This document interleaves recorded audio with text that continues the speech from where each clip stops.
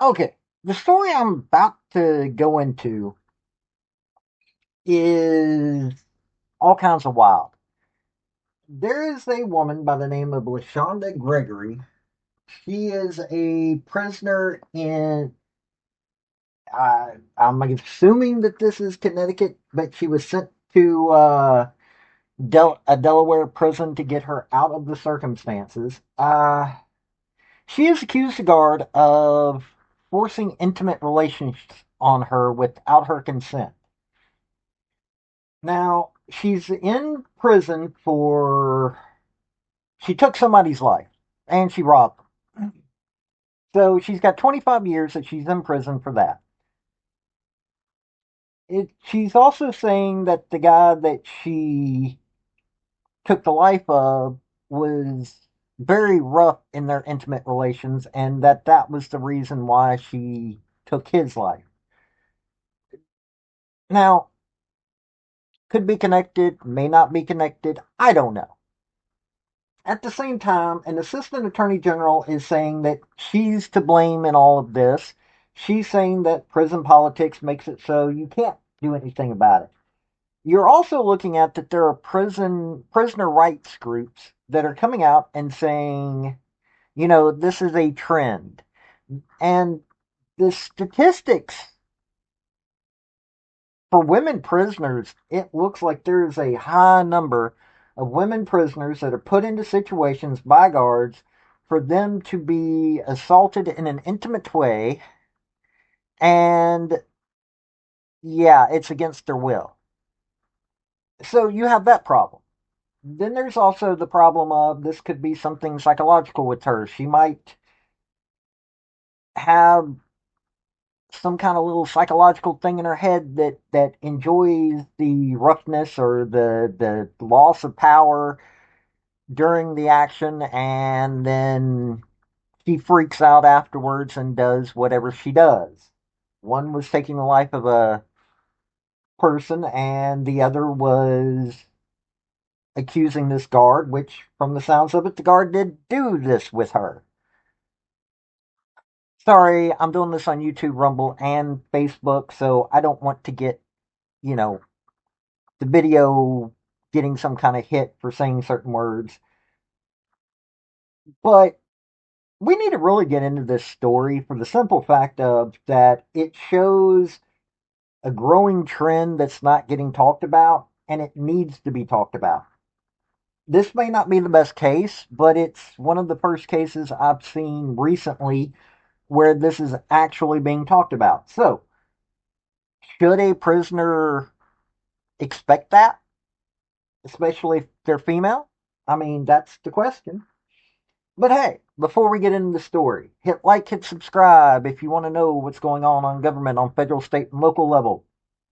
Also, if you want to help me out, I've got a Patreon in my link tree down below, or if you're on YouTube, you can do a membership. It would really help me out. I've got some opportunities coming up. I could use a little bit of help on getting there because I'm not making any money yet. But let's get into this story. Howdy, y'all. This is Paul, the Redneck Thinker. What we have here is a channel to communicate. I want you folks to be thinking by the time you leave my videos. Why? Because I'm tired of people talking via what other people tell them to think. So, watch my video and enjoy the chance to think for yourself. Okay, this is coming from Connecticut Insider. In an email to a lawyer planning to sue the state over alleged intimate assaults by prison guards at York Correctional Institution, a Connecticut Assistant Attorney General claimed the plaintiff was contributorily negligent by being the instigator, willing participant in the incidents, according to the documents obtained by Connecticut Insider. Assistant Attorney General Matthew Beiser suggested a $25,000 settlement to LaShonda Gregory to head off her lawsuit, which she was granted the right to file against the state last week, according to an email sent to her attorney, Alexander Tobbs. But Gregory, who is serving a 25-year sentence for first-degree manslaughter and third-degree robbery in the death of a man at a Branford Hotel said in an interview Wednesday from a Delaware prison that prison politics makes it impossible to turn down correctional officers who want certain types of favors. Who was I going to go to? The 38-year-old said in an interview with Connecticut Insider. Her story is not unique. According to a report issued by Disability Rights Connecticut in 2024, from 2019 to 2022, there were 100 complaints of sexual misconduct, at York Correctional Institutions, or York Correctional Institution. So it's the one prison. Connecticut's only female prison, ranging from harassment to assault, the report said. Keeping quiet about injustices inmates face every day is a survival mindset, Gregory said. Blue is always going to defend blue, she said. What solutions do we have on our own? Gregory said she feels more traumatized since the State Department of Correction learned she was intimately assaulted. Gregory believes the transfer from the Nyack prison to Delaware facility was the culmination of alleged retaliation she faced after the assaults became known. Just me sitting here in Delaware should be the most substantial proof that this is what happens when you go against the blue, she said. Cobb's call advisor recommended settlement in form of coercion since the assistant AG made it clear that they would put her on the stand and make it seem like it was her fault. State Office of Attorney General William Tong declined to comment on the advisor email, saying settlement negotiations are confidential. Office of Attorney General has constitutional, statutory, and ethical obligation to represent the state of Connecticut as its lawyer, said Elizabeth Minton, spokesperson to Tong's office. Gregory was housed at York in May 2022 when she revealed during a discussion with the correctional lieutenant she trusted that she had committed intimate acts with correction officer Michael Mabry, according to a DOC report obtained by Connecticut Insider. The lieutenant reviewed video footage of the prison area where she said the acts took place and found the image showing her and Mabry engaged in that kind of activity, DOC document said. State police called, and Mabry later was arrested and convicted of second-degree intimate assault. Document said he served 9 months in prison, court records show. He left the agency in May 2022 under stipulated agreement, according to DOC official. Okay, so also during the investigation into Mayberry, DOC officials found videos of correctional officer Bobby Wilson also engaging in acts with Gregory, a second report said. Wilson also was arrested and obtained a court diversionary program that erased his record, court said. He was also allowed to leave the agency under a stipulated agreement around the same time as Mabry. But men had been hired by the DOC in 2020. Gregory was offered services because of that by the DOC, but declined and refused to give statements to police or the agency officials.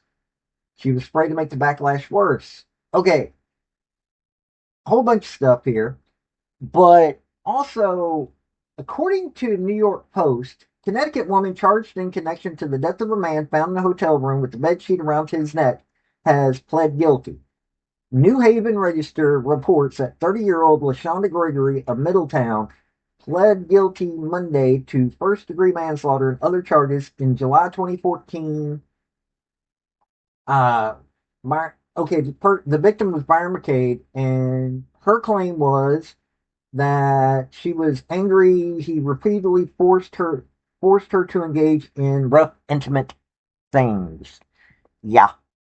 Now look, here's a thing that you've got to wonder. You know, men doing these things in these prisons, you have to wonder,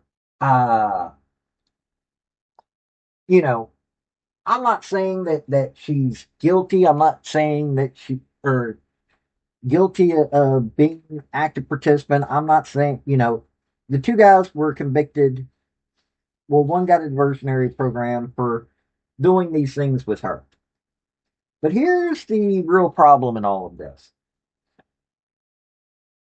Is it actually something that they have control over if you're a prisoner? I mean, if you want to get, certain benefits while in prison, this is one of the ways that you get it. If you want to convince certain kinds of cops to bring in materials. This is how you do it. And it could have been that he didn't do whatever he had promised that he would do. That's uh, quite literally something that could have happened. Then you look at they still shouldn't be doing this. If they'd only been there 2 years and they're pulling these kinds of moves, what else do they do? I mean, it's a whole bunch of what's going on here. You have to wonder, seriously, you have to wonder, what's going through the minds of these people that are doing these things. The woman, it looks like she's willing or unwilling, I don't know. She puts herself in these positions. And she acted out that one time. Well, if it was forced on her, then that would mean that it was of another kind of crime that he committed and she was defending herself after the fact, but I don't really see that being a viable situation by any court of law. But she gets in there and she's doing things with guards that really should not be done. Number one, why was this not seen on camera before she reported it to this lieutenant? I guess they really don't have enough people in these prisons. I mean, that's another problem. You've got how many correctional officers that are needed in prisons across the U.S., so this can really slip through the cracks. You've got a major problem. You really do in this country because you have reports coming popping up across the nation of this happening, of guards taking advantage of female prisoners. And let me tell you, some of the stories are sickening. But at the same time, they're prisoners. So you're going to have a class of people, and you might be one of them, that go, well, they're prisoners. They gave up all their rights. But at the same time, should they really have this happen to them? And also, we have a massive unemployment problem. You have all these people complaining that they don't have jobs or they're on welfare. And yet, hey, correctional officers, that's a lot of state jobs involved in that. I mean, I know there's a bunch of private prisons, but hey, there are a lot of state prisons as well. Maybe some of these folks need to be, get off of welfare and start working.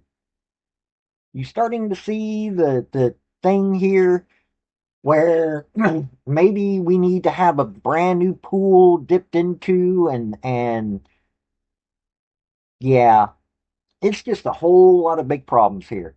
Whole lot of big problems. Plus there's psychology angle. But hey, I want you to think about this. I want you to talk about this. This has been Paul, Redneck Thinker. Y'all have a good day now. Bye. So, folks, that's the story that I wanted to bring you on this video. And I just wanted to say thank you again for coming by. Hit like, subscribe, comment, all that fun stuff if you don't mind. Help me out. So, y'all have a good day now. Bye.